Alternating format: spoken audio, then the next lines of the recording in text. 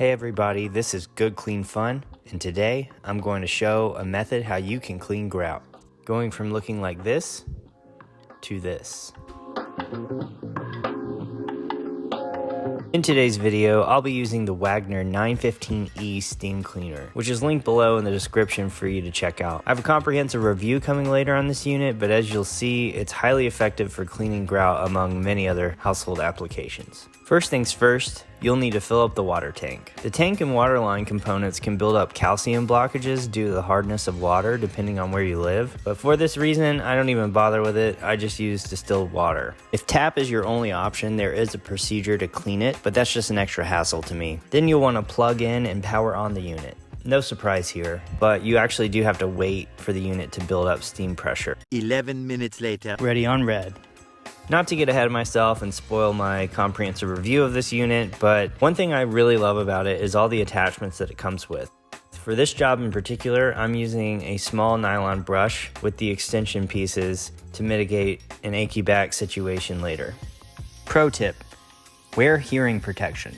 This steam cleaner is loud on its own, but especially so in the echo chamber that is my shower.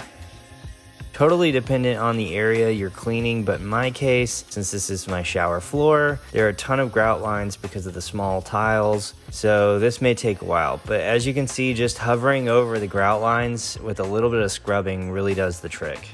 Let the steam do all the heavy lifting. And pretty quickly you start to see the dirt being lifted out of the grout. And because there's also steam being applied, kind of turns into this like dirty water discharge, I guess. That's kind of a gross term, but for lack of a better word, but you can kind of see it even better as I rinse it down the drain. Another feature that was really handy for this job is that you can lock the trigger in place, which you see me doing right here.